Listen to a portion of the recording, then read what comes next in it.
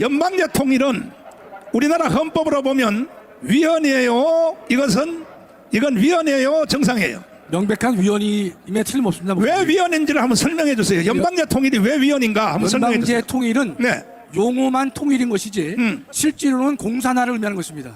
연방제 통일을 하게 된다면 남한에는 주한미군이 필요 없게 되는 것이고 국가보안법을 폐지할 수밖에 없는 상황에 이르기 때문에, 그렇다면 대한민국의 헌법은 지금 통일을 뭐라고 명령하고 있습니까? 헌법 4조를 보면 사조에 보면 통일의 목적과 방법을 분명히 명시하고 있습니다. 자, 여기 떴습니다. 잘 보세요. 대한민국은 통일을 지향하며 통일을 지향하다고 하도록 되어 있기 때문에 네. 지금 김정은의 반통일 정책이라든지 네. 임종석의 반통일 정책은 현행 헌법을 정면으로 공격하고 있는 것입니다. 네, 통일을 지향하며 그다음 두 뭡니까? 번째, 자유민주적 기본질서에 입각한 평화적 통일 정책을 수립하고 이를 추진한다. 자, 그러면 대한민국의 헌법은 자유민주적 기본질서에 입각한 평화적 통일을 명령하고 있죠. 그렇습니다. 그런데 지금 더불어민주당은 현재 통일정책 제6번에 네. 더불어민주당의 통일정책이 나와 있잖아요. 민주당 강령, 네. 민주당의 헌법과 같은 강령에 6호 통일 파트를 보면 뭐라고 말합니까? 7.4 남북 공동성명, 네. 남북 기본 합의서, 네. 6.15 공동선언, 네. 김대중이가 한 것이죠. 그렇죠. 14선언은 노무현이가 가서 네. 6.15 공동선언을 다시 재확인한 것입니다. 그렇죠. 4.27 판문점 선언 및 네. 9월 평양 공동선언 등 네. 남북 간 합의를 존중 계승하고 적극 이해한다. 결과적으로는 이 더불어민주당의 정강 정책은 대한민국의 헌법과 일치하나요? 반대하나요? 대한민국 헌법을 정면으로 부정하고 있는 것입니다. 그러면 더불어민주당은 해체해야 되는 거야. 맞습니다. 우리 8조 사항을 좀 헌법 8조 사항을 좀 찾아주시면 정당 해산 조항이 있습니다. 8조 사항. 네. 정당의 목적이나 활동이 민주적 기본질서에 위배될 때에는 네. 정부는 헌재에 그 해산을 제소할 수 있고 네. 정당은 헌재의 심판에 의하여 해산된다라고 헌법은 말하고 있는 것인데 정당의 목적이나 활동이 자유민주주의를 부정할 때에는 해산 대상이 된다고 헌법은 말하고 있는 것입니다. 그렇다면 종전에 보았던 민주당 강령 제6호 통일란을 보면 우리 현행 헌법에 헌법을 부정하는 통일 정책을 추진한다고 되어 있기 때문에 그들의 이 민주당은 지금 목적이나 활동이 대한민국의 자유민주적 기본질서를 위반하고 있기 때문에 정당 해산 조건을 충족하고도 남는다고 할 것입니다. 그럼에도 불구하고 대한민국의 국민의 절반이 이재명과 더불어민주당의 사기를 당하고 있다는 거야. 그러니까 이 더불어민주당과 이재명을 줄줄 빠는 국민의 절반은 대한민국에 살 자격이 없는 거예요. 대한민국은 이승만이 세웠습니다. 동의하십니까? 아멘. 박정희가 일으킨 나라입니다. 이승만과 박정희 때문에 우리는 지금 풍요로운 대한민국을 누리고 있어요. 그런데 어떻게 하여 이승만과 박정희를 저주하는 놈들이 대한민국에 사느냐 이 말이야. 그러니까 빨리 전향을 하여 돌아오든지 아니면 빨리 북한로 가든지 둘 중에 선택을 하여 오늘도 저는 이 자리에 1,000만 명이 모일 걸 기대하고 끊임없이 방송을 했는데 상을 비교 한번 보겠습니다. 보시면 이때는 문재인 정부 때 초기였습니다. 그래서 문재인이가 대한민국을 해체하고 북한로 가려고 하는 걸 보고 국민들이 그냥 광화문에 쏟아져 나왔어요. 그러나 이제는 사람들이 광화문에 잘 안 올라 그래. 왜? 대통령을 윤석열을 만들어 놨으니까 대통령이 다 해주겠지. 여기서 착각하면 안 됩니다. 대통령 아무 힘이 없어요. 대통령이 힘이 있으면 자기의 친장모님을 깜빵에 보내겠습니까? 대통령이 힘이 있으려면 한 가지 조건이 뭐냐? 대통령을 바치는 세력이 1,000만 명이 일어나야 되는 것입니다. 아멘. 동의하십니까? 안 그러면 반드시 대한민국 이 광화문 광장 안에는 오늘부터 연말까지 반드시 내전이 일어납니다. 저는 자칭 타칭 선지자입니다. 왜 광화문 광장에서 내란이 일어날 수밖에 없느냐? 이재명 때문에 일어납니다. 이재명이가 지금 검사가 구형을 2년을 받았죠. 선거법 위반은 2년을 선거법 위반 받고요. 2년 받았죠. 위증교사는 3년을 받았습니다. 자, 그러면 위증교사는 3년 받았죠. 네. 받았는데 요게 이제 선거 공판이 11월 15일로 돼 있죠. 15일과 25일입니다. 25일로 돼 있죠. 네네. 그러면 내가 교수님에게 한번 물어보겠습니다. 예. 교수님이 이재명이라고 한다면 네. 교수님이 이재명을 한다면 제가요. 뭐든지 그렇지 예. 바꿔 생각해 보면 알아요. 예로서는 적절치 않지만 그렇게 받아들이겠습니다, 목사님. 재수 없는 놈을 비교해서 미안합니다. 아닙니다, 목사님. 예. 이재명이라고 한다면 예. 이재명은 이번에 단 100만 원이라도 성보를 해버리면 네네. 일단은 450억의 돈을 투하해 내야죠. 그렇습니다. 그리고 대통령 출마 못하죠. 당연히 못하죠. 정치 생명 끝났죠. 끝났습니다. 정치 생명 끝나는 게 아니라 인생 자체가 끝나는 거죠. 그렇습니다. 요게 이제 11월 15일 날 결정되는 것이죠. 네네. 100만 원에도 벌금을 받으면 예. 근데 100만 원 받을 것 같아요. 최소한 집행유예 받을 것 같아요. 징역 1년에 집행유예 2년입니다.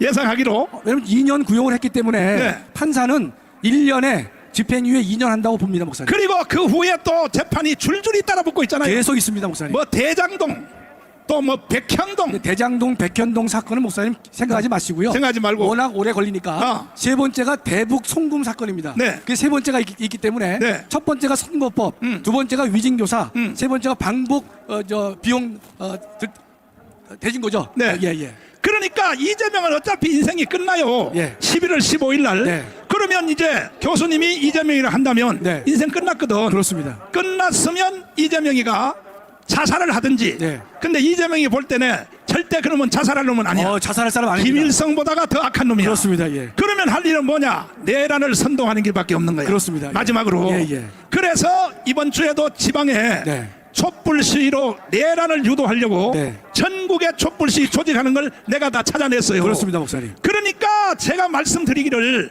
오늘 이 자리에 오신 여러분 잘 들으십시오. 제가 그냥 여러분 협박하려고 말씀드리는 게 아닙니다.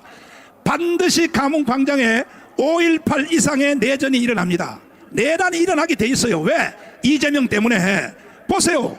아니 교수님한테 물어봐도 교수님이라도 이재명 같으면 네. 어차피 한판 인생 끝난 거. 예. 어? 제가 답을 안 드렸는데요. 네. 제가 네. 이재명이라 하더라도 네.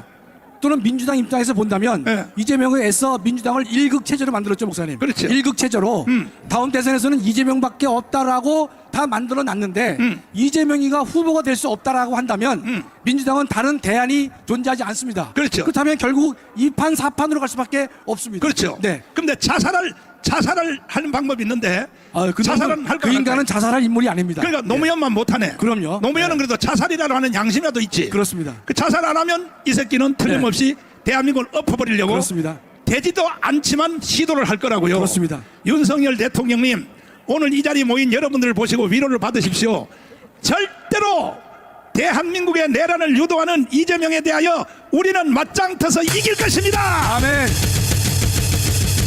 촛불 시위 그거 별거 아니더라고. 숫자를 세어봤더니 우리의 10분의 1밖에 안 돼. 그런데 어떻게 박근혜가 탄핵되느냐? 박근혜가 탄핵될 때는 우리 광화문이 없었어. 이 광화문이 생긴 것은 박근혜가 탄핵되고 나서 억울해서 우리가 나온 거예요. 그러니까 이게 박근혜가 탄핵된 걸 보고 재미가 붙어가지고 예. 이재명이가 또 그 짓을 그대로 하려고 하는데 우리는 지금 세력이 촛불 시위보다가 10배가 더 많다고요. 예. 그러면 걔들이 내전을 일으켜서 탄핵하려고 하는 것이 성공할 수 있어요? 저는 절대로 할 수 없다고 봅니다. 그 이유는 광화문 애국 세력의 숫자가 많은 것도 있지만은 광화문 애국 세력이 목표로 하고 지향하는 것은 정의를 실현하고자 하는 것이기 때문에 우리는 반드시 이기리라고 확신하고 있습니다. 존경하는 5,200만 국민 여러분, 해외 동포 여러분, 저는요 몸이 안 좋아서 사실 이 가문 운동을 이끌어 갈 수도 없어요. 제 몸이 얼마나 안 좋습니까? 연단에 올라올 때 부축해서 올라오잖아요. 5,200만 국민들 여러분들 중에 몸 상태가 나 정도 되면 침대에서 일어나서 누워서 일어나지도 않아요. 그러나 나는 목사로서 일개 양심이 있어서 절대로 대한민국을 북한의 연방제로 넘겨줄 수 없다는 것입니다. 아멘. 이제 부른 충정가처럼 이 한 목숨이 죽어 없어질지라도 대한민국은 지켜야 된다는 것입니다. 그래서 오늘 보니까 나는 1,000만 명이 모일 줄 기대하고 왔는데 1,000만 명까지 안 오고 500명 정도 모였기 때문에 500만이 모였기 때문에 다시 합니다. 10월 9일 날 아니 목사님 또 하려고요? 한다니까요. 또 아니 대한민국을 이재명한테 넘겨줄 수 있어요? 내전의 상태로 넘겨줄 수 있어요? 이번에 할 때는 아예 경찰들한테 사정할 거 없어. 교보 앞에서 옛날에 했던데 세종문화회관 앞에 거기서 꽉 채워서 10월 9일 날 우리 한번 다시 1000만 명이 모여 보자는 거야. 아멘. 그걸로 끝장 내자는 거야. 끝장. 우리 10월 9일 날 다시 한번 오기로 원하시면 두 손 들고 만세. 만세. 그러니까 10월 9일까지 우리가 1000만 명이 조직이 돼야 돼. 1000만 명이. 몇 명이요? 조직할 수 있어요? 아니 왜 반응이 시원찮아요? 10월 9일까지 1000만 명이 조직돼야 된다고. 그래야 우리가 자유통일을 할 수 있고 세계 G2 국가를 갈 수 있어요. 아멘. 윤석열 대통령이요, 재수가 굉장히 좋은 사람 같아. 왜냐하면 검찰총장 하다가 1년 만에, 대통령님 용서하시고 들으세요, 속된 말로 1년 만에 대통령을 공짜로 주셨거든. 누구 때문에? 우리 때문에. 누구 때문에? 그런데 윤석열 대통령이요, 재수가 좋은 사람 같아. 왜냐하면 머지않아 윤석열 대통령 임기 안에 2년 안에 김정은이가 죽을 것 같아. 죽을 것 같으니까 지금 심장마비로 죽을까봐 그 딸내미, 중학생밖에 안 되는 딸내미를 데리고 다녀요. 이게 무슨 뜻이냐 합니까? 자기가 언제 죽을지 모르니까 그 딸을 데리고 다니는 거야. 그러니까 윤석열 대통령이 만약에 김정은이가 2년 안에 죽으면, 미국의 정보기관도 그렇게 보고 있어요. 김정은이가 왜 딸을 데리고 다니느냐, 저거 죽을 가능성이 머지않았다 이거야. 죽으면 윤석열 대통령이요, 어부지리로 대통령 또 할 수 있다니까. 또 할 수 있어. 아주 재수 좋은 사람이야. 동의하십니까? 윤석열 말고 또 다른 사람도 해도 되지. 다른 사람은요, 내가 보니까 배짱이 할 사람이 없어. 윤석열 대통령의 연설문을 나는 다 외우고 있어요. 다 외우고 있어. 지난 8월 15일까지 마지막 연설이 뭐냐? 자유통일 해내겠다. 아멘. 그리고 정진석 비서실장을 통하여 지금부터 마지막 육박전, 마지막으로 전쟁할 때에 황 장군님, 백병전을 하겠다. 이건 비서실장의 말이 아닙니다. 대통령의 허락 없는 말은 절대 못해요. 백병전을 하겠다 하는 것은 뭐냐? 드디어 통일이 가까워졌다는 거야. 아멘. 백병전 할 준비 됐어요? 진짜요?